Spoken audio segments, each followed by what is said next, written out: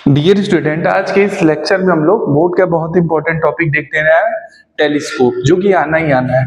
या तो इसका रे डायग्राम है या इस पे न्यूमेरिकल है। ठीक है,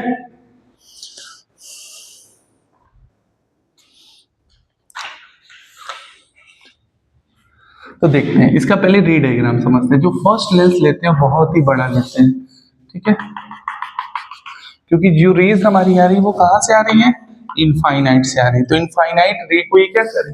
अपने ऊपर कवर करे। ठीक है, इनफाइनाइट से आती हुई रेज है। ठीक है, ये मिले और यहाँ पे क्या हुआ? इमेज फॉर्मेशन ए डैश और बी डैश। ये जो इमेज बनती है वो इसके फोकस पे ही बनती है। मतलब जो वी नॉट की वैल्यू होगी वो एफ नॉट की क्या होगी? इक्वल होगी। और जो यूई होगा, यूओ होगा, वो क्या होगा? इनफाइनाइट। ऑब्जेक्ट डिस्टेंस जो होगा वो क्या होगा? इनफाइनाइट। अब जो आई पीस होता है वो छोटा होता है। इसमें आई पीस की वैल्यू जो होती है वो छोटी होती है। अब यहाँ से दो रह गए, एक ऐसे चला गया फोकस से इसके, और ये कहां से चला गया? ऑप्टिकल सेंटर से। तो इधर तो मिलेंगे नहीं रे, तो इन्हें किधर बनाना पड़ेगा?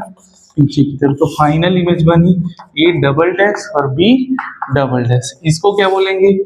वीई। और इस डिस्टेंस को क्या बोलेंगे? यू ई। और ये इसके फोकल लेंथ एडजस्टेबल है, इसीलिए हम इसे ऐसे बनाया है। ठीक है, और इसके फोकल लेंथ को एफ ओ। तो ये था टेलीस्कोप का रे diagram.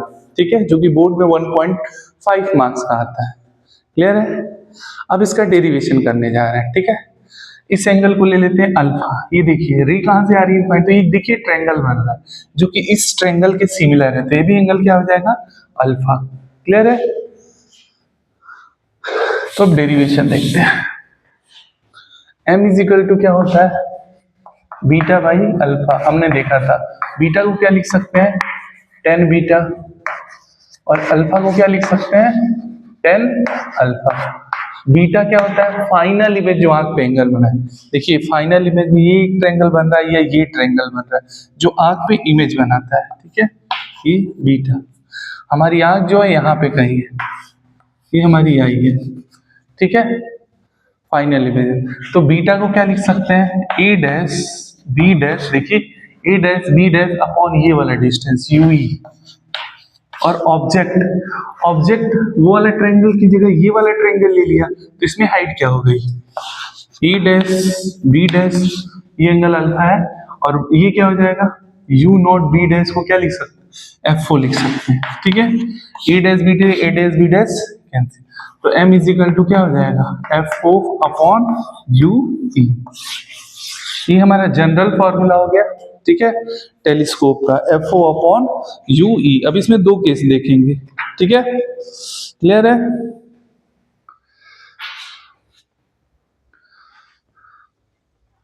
First case, first case, case one.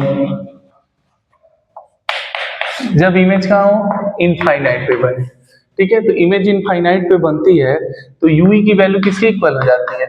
F C के इक्वल बन जाती है। या उसको प्रूफ करके देख लेते हैं formulation. 1 by f e is equal to 1 by v e minus 1 by u ई।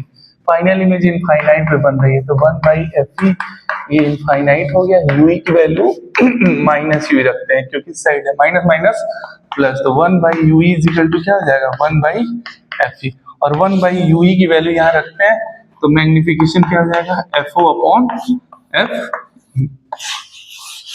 ठीक है, यहाँ माइनस भी हो तो कोई प्रॉब्लम नहीं है। ठीक है, माइनस भी हो सकता है, माइनस से कोई प्रॉब्लम, मैग्निफिकेशन पे कोई इफेक्ट नहीं पड़ता है। तो ये जो मैग्निफिकेशन है किस केस में आया? जब फाइनल इमेज कहाँ बने? इनफाइनाइट पे बने। क्लियर है? और इस केस में लेंथ ऑफ इंस्ट्रूमेंट क्या हो जाएगा? F o. देखिए लेंथ ऑफ इंस्ट्रूमेंट जो होता है, लेंथ ऑफ इंस्ट्रूमेंट जो होता है वो दोनों सेंटर के बीच की डिस्टेंस होता है। तो एफ ओ प्लस यूई होता है।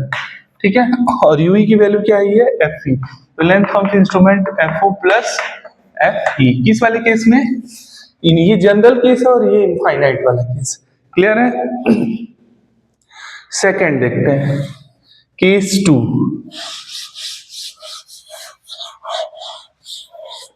केस टू,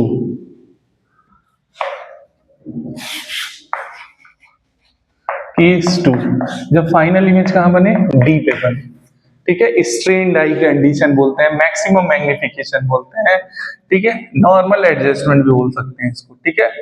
तो 1/F is equal to 1/VE minus 1/UE। तो 1/F इज इक्वल टू, इसको क्या रख दो, माइनस डी, और इसको माइनस यू, इसको उधर भेज देते, 1/FE plus 1/D is equal to minus minus plus 1/U, और ये वैल्यू यहाँ रखते हैं 1/UE की जगह, तो ये हो जाएगा FO 1/U की जगह 1/D प्लस 1/FE रख दिया। अब यहाँ देखिएगा ध्यान से, ठीक है। FE से डिवाइड कर देते हैं, FO अपॉन FE, ठीक है। FE से डिवाइड करें तो FE से मल्टीप्लाई करना पड़ेगा, तो यहाँ जब FE से मल्टीप्लाई, ये क्या हो जाएगा, FE/D प्लस FE/FE, FE से FE क्या हो गया, तो फाइनल मैग्निफिकेशन का फॉर्मूला हो गया FO अपॉन FE और 1 प्लस FE/D।